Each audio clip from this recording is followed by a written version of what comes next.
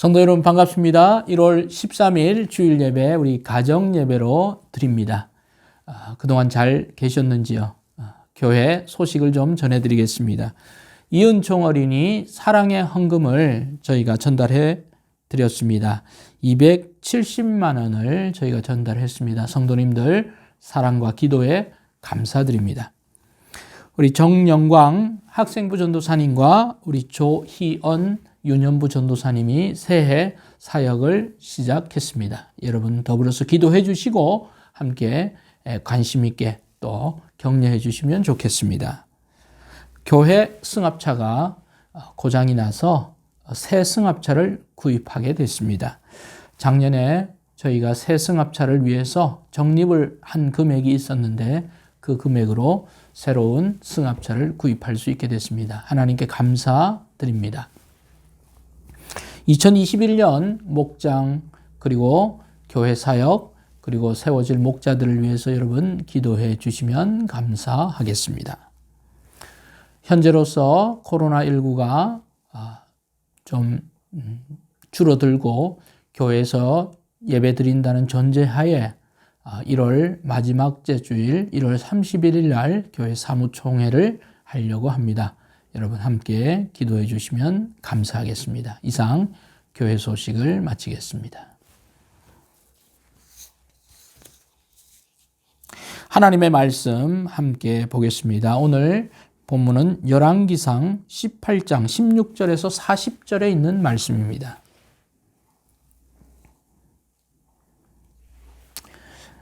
(1992년) 미국에서 출시된 탐 크루즈와 데미 무어가 주연한 어프 굿맨이라고 하는 영화가 있습니다. 줄거리는 군대 내에서 발생한 살인 사건을 은폐하려고 하는 군 당국과 또 이 사건의 진실을 파헤치려고 하는 신임 이 변호사가 벌이는 이 법률 영화였습니다. 결국 군대 내에서 조직적인 은폐가 있었지만 결국 진실이 승리한다는 것을 보여주는 그런 영화로 기억하고 있습니다. 보신 분들 또 기억하시는 분들이 있을 것입니다. 이 영화의 제목이 A Few Good Men이었습니다. 번역하면 소수의 선한 사람들이다 이런 뜻이 됩니다. 모두가 거짓에 가담할 때 소수의 사람들, 선한 사람들이 진리의 편에 가담했고 또 진리와 더불어 승리했음을 이 영화는 말해주고 있습니다. 실제 이것은 성경의 말씀과도 궤를 같이 한다고 말씀드릴 수 있습니다. 항상 소수의 사람들이 하나님의 편에 서 있었고 또 그들을 통해서 하나님의 역사가 이루어진 것을 우리는 알고 있습니다. A few good men들이 항상 하나님의 역사와 함께 했던 것입니다. 저는 열왕기상 18장 16절 40절을 본문으로 Be a few good men, 좋은 소수의 사람들이 되십시오 라는 제목으로 함께 오늘 말씀 나누기를 원합니다. 오늘 본문은 우리가 익히 잘 아는 엘리야와 또 거짓 선지자들의 대결을 다루고 있는 그 갈멜산의 전투를 사건으로 하고 있습니다. 본문의 배경은 바로 아합 왕 때를 배경으로 합니다. 우리가 아는 아합 왕은 이스라엘의 아주 악한 왕 중에 한 사람으로 우상 숭배에 빠져서 폭정을 일삼고 그리고 하나님을 철저히 부인했던 이스라엘 역사상 가장 악한 왕 중에 한 사람이 바로 아합 왕임을 알고 있습니다. 그래서 성경에 보면 이 아합이 걸어갔던 길, 아합의 집, 이것은 곧 우상 숭배와 하나님을 대적하는 사람들의 대명사처럼 사용했습니다. 그런데 다윗의 집, 다윗의 길은 하나님이 함께한 사람들의 또한 대명사가 되기도 했습니다. 그랬던 바로 아합 시대에 벌어진 사건입니다. 이렇게 악했던 아합 왕의 시대에 아합 왕은 하나님을 섬기기를 권면하기보다는 우상 숭배를 권면했습니다. 아니 조장했다고 말할 수 있습니다. 그리고 많은 거짓 선지자들을 불러서 왕궁에서 왕궁의 녹을 먹이면서 그들을 비호하고 공개적으로 그들이 활동을 했습니다.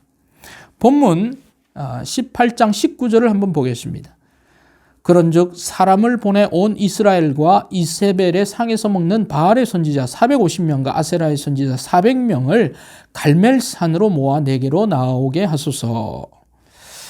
자, 여기 보면 엘리야가 아합 왕에게 거짓 선지자들을 내게로 오게 해서 우리 함께 누가 참 신이신지를 대결하자고 아합 왕께 제안을 하는데, 여기서 거짓 선지자의 숫자가 몇 명이나 등장하고 있습니까? 여기 보니까 바알의 선지자가 450명, 그리고 아세라의 선지자가 400명, 합쳐서 거짓 선지자가 850명이나 됩니다. 상당히 규모가 있는 숫자죠. 850명이. 이들은 우상숭배의 통로가 되었던 아합 왕의 아내 이세벨의 후원 아래 이 국가 공인 거짓 선지자들이었습니다. 국가에서 채용한 공무원이라고 말할 수도 있습니다. 어떻게 이런 일이 하나님을 섬기는 이 이스라엘 그 땅에서 벌어졌는가, 안타까움을 넘었습니다. 여기 나오는 바알과 아세라는 어떤 신들입니까? 바알은 당시 가나안인들이 숭배하던 풍요의 신이었습니다. 그는 남자 신을 대표합니다. 그리고 아세라는 이 바다를 뜻하는 여자 신입니다. 그래서 바알과 아세라라고 했을 때는 이것은 바로 부부 신들을 말합니다. 바알은 남자 신, 아세라는 여자 신, 풍요의 신과 바다의 신이 만나서 그런 우상 숭배를 이스라엘에서 아합 왕의 비호 아래 이세벨이 함께 벌였던 것입니다. 이들을 섬겼던 거짓 선지자들이 850명이 이 왕궁에서 또 이스라엘 전역에서 섬겼다는 것은 이 얼마나 우상 숭배가 공공연하게 이루어졌는가를 알 수 있습니다. 하나님을 거절하고 하나님 보시기에 가장 악했던 시대라고 말할 수 있습니다. 그래서 하나님께서는 거짓 선지자들의 득세를 보다 못해서 엘리야를 통해서 누가 참 신이신가를 알려주시기를 원했습니다. 그래서 엘리야는 이제 하나님의 말씀대로 850명이나 되는 이 거짓 선지자들을 다 모아서 갈멜산으로 나와서 누가 정말 하나님이신가, 바알과 아세라인가 아니면 하나님인가를 공식적으로 대결하자고 제안을 한 것입니다. 자, 그러면 거짓 선지자들은 850명이나 모였습니다. 그런데 하나님 편에 선 사람은 몇 사람입니까? 오늘 본문에 보니까 바로 엘리야 혼자였음을 말하고 있습니다. 21절을 한번 보겠습니다. 엘리야가 모든 백성에게 가까이 나아가 이르되 너희가 어느 때까지 둘 사이에서 머뭇하려느냐? 여호와가 만일 하나님이면 그를 따르고 바알이 만일 하나님이면 그를 따를지니라 하니 백성이 말 한마디도 대답하지 아니하는지라. 오늘 본문에 보니까 엘리야가 하나님을 따르라고 백성들에게 말한 것으로 봐서 그곳에는 엘리야와 거짓 선지자 850명 뿐 아니라 바로 백성들도 이 놀라운 대결을 보기 위해서 많이 왔다는 것을 알 수 있습니다. 그런데 그 백성들을 향해서 엘리야가 너희들은 하나님 편에 설 것인지 아니면 바알, 거짓 편에 설 것인지 결정하라고 이야기를 했습니다만 백성들의 대답이 어떻습니까? 한마디도 대답이 없었다라고 말하고 있습니다. 백성들이 많이 있었는데 한마디의 대답도 없다는 것은 엘리야가 말한 것에 그들이 긍정한 것입니까? 아니면 부정한 것입니까? 제 생각에는 아마 그 자리에 있었던 백성들 중에서는 엘리야의 편에, 아니 하나님의 편에 서고 싶은 사람들도 있었을 것이라 생각합니다. 그러나 실제 권력은 아합 왕에게 있었고 절대 권력인 아합 왕의 눈치를 볼 수밖에 없는 힘없는 백성들은 쉽사리 엘리야 선생님, 저도 당신과 함께 하겠습니다. 이렇게 말할 수 있는 사람이 없었다는 것입니다. 이 상황이 어떠한지 우리는 대충 이해할 수가 있습니다. 여러분이나 저가 만일에 엘리야의 그 시대에 그 장소에 우리가 함께 있었다 할지라도 하나님의 성령의 뜻에 인도함을 받지 않고 성령의 뜻에 따라가 살지 않으면 우리도 한마디도 할 수 없이 가만히 있는, 지켜보고 있는 그런 사람들로 될 수밖에 없었음을 우리도 인정해야 할 것입니다. 성령을 따라 살지 못하면 우리는 눈에 보이는 현실에 급급하고 순응하며 살아가는 사람들이 될 수밖에 없음을 본문은 말하고 있는 것입니다. 그래서 22절 말씀에 보니까 엘리야가 이렇게 말씀했습니다. 엘리야가 백성에게 이르되 여호와의 선지자는 나만 홀로 남았으나 바알의 선지자는 450명이로다. 엘리야가 말하되 자기 혼자 이 자리에 있다라고 말하고 있습니다. 그러나 바알과 아세라의 거짓 선지자는 850명이나 있다라고 그는 말하고 있는 것입니다. 엘리야의 말대로 갈멜산 위에 엘리야의 외로운 홀로 싸움이 시작되고 있는 것입니다. 갈멜산 위에서의 싸움은 누가 진짜 하나님인가? 누가 거짓 신인가? 엘리야인가? 거짓 선지자들인가? 한 명이 맞은가? 아니면 850명이라는 그들이 맞는가라는 그런 대결이 형성되고 있었습니다. 하지만 우리는 이 싸움의 결론을 알고 있습니다.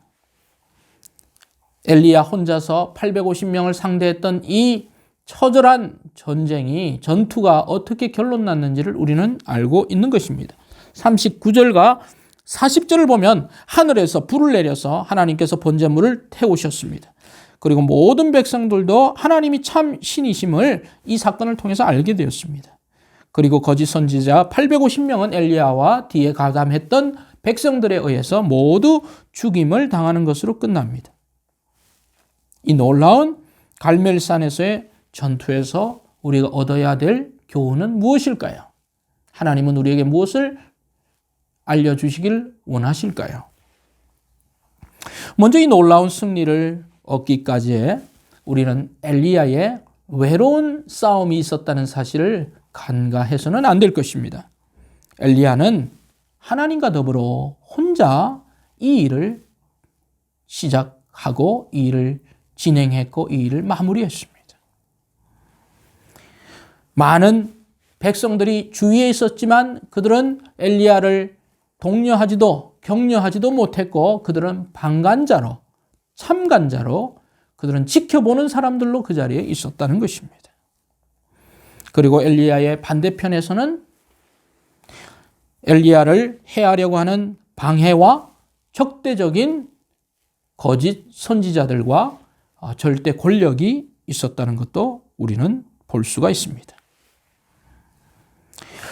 우리가 하나님의 사람으로 거듭나서 주님을 사랑하며 주님을 섬길 때 또는 주님의 일을 할 때 우리는 엘리야가 경험했던 이런 고독한 외로운 상황을 맞이해야 할 때가 종종 있습니다. 즉 하나님을 섬기는 사람들은 홀로 서기를 해야 할 때가 반드시 있다는 점을 우리는 잊어서는 안 될 것입니다. 홀로 서기의 신앙이 되지 않으면 신앙의 성숙함으로 되어지지 않으면 하나님을 하나님으로 나타낼 수 없는 그런 상황이 된다는 것입니다. 그래서 오늘 저는 신앙의 홀로 서기에 대해서 성도님들과 함께 말씀을 나누고자 합니다. 신앙의 홀로 서기는 무엇을 의미합니까? 그것은 나는 맞고 다른 사람들은 틀리다고 하는 그런 것이 아닙니다. 그것은 독선이며 오만이 될 수가 있습니다.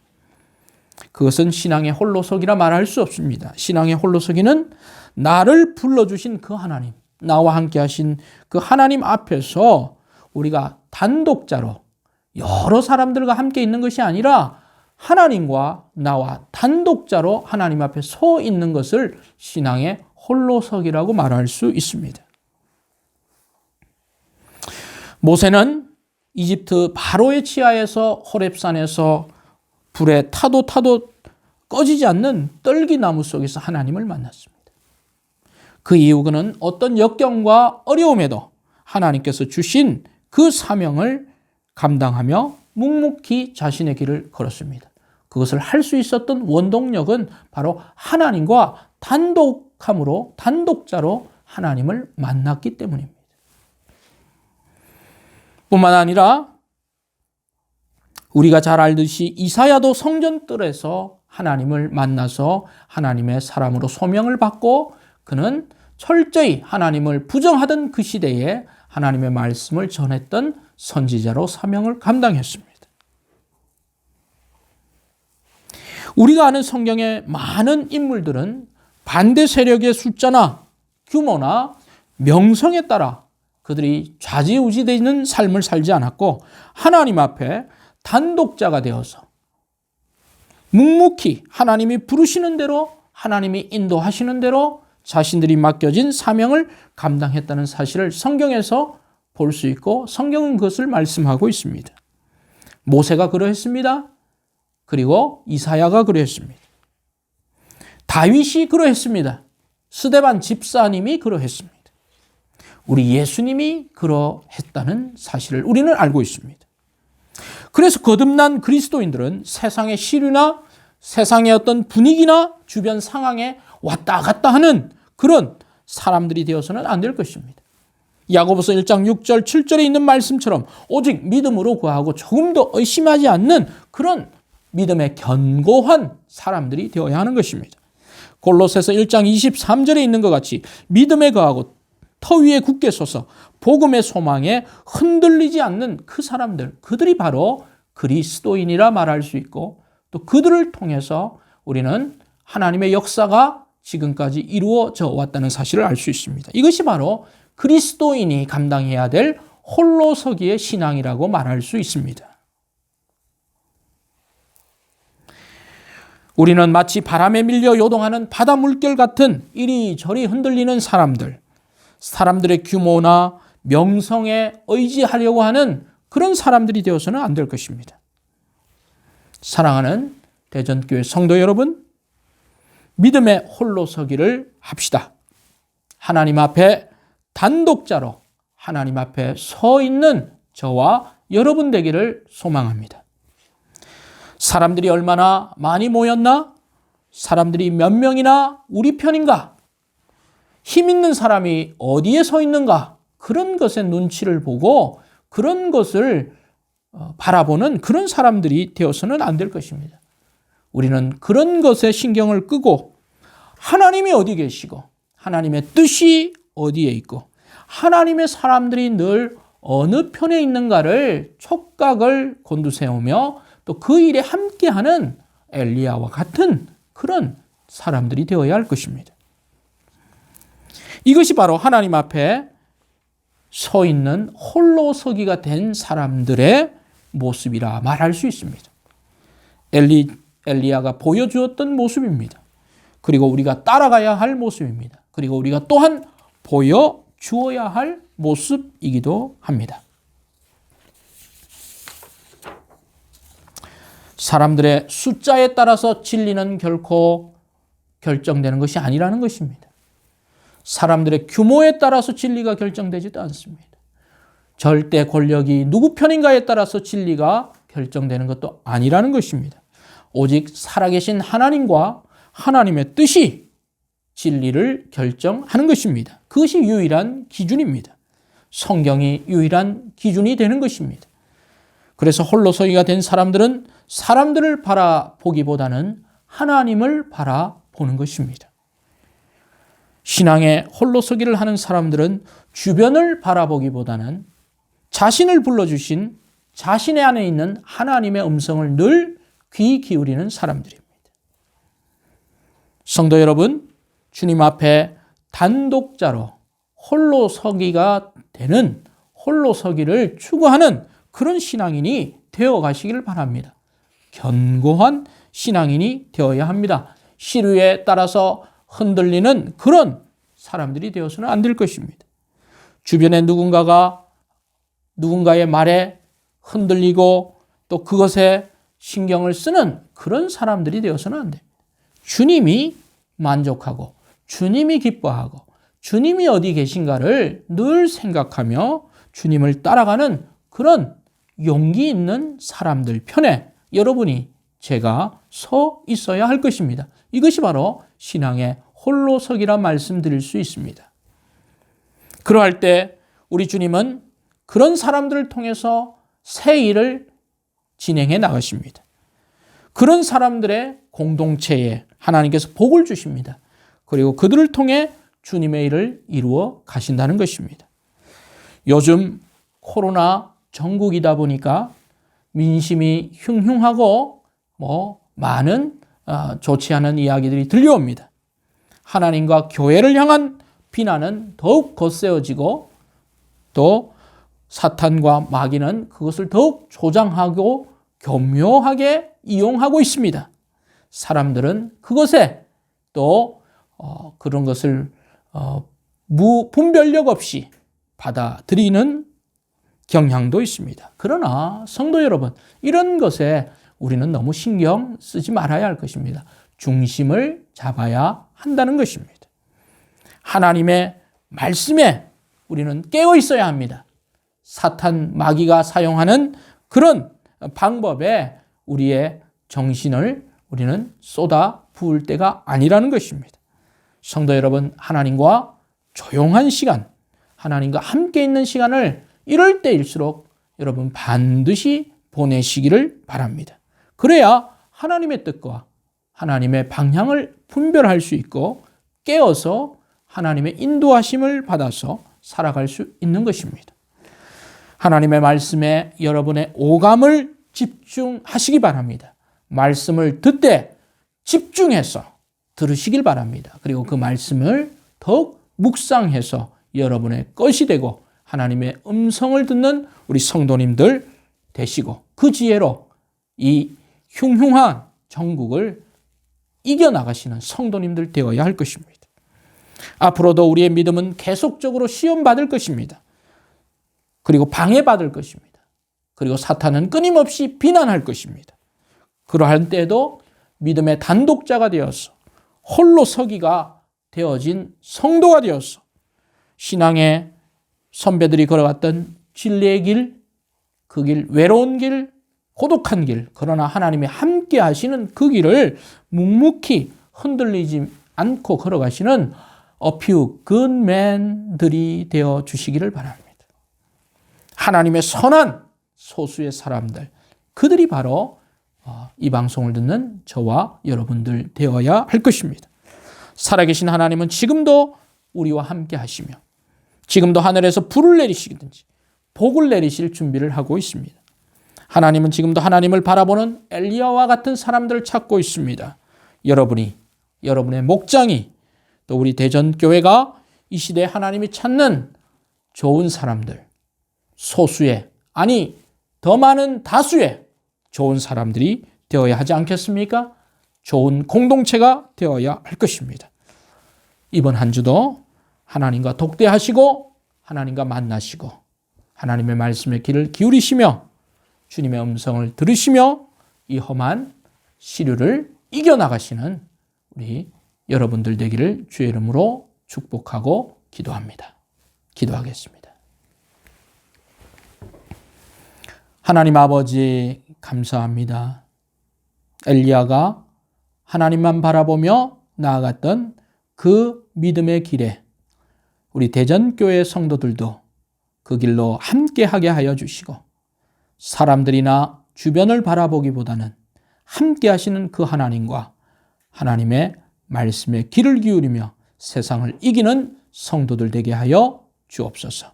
주님의 은혜가 이번 한 주에도 우리 성도들과 성도의 가정과 성도의 직장과 우리 교회 위에 영원토록 함께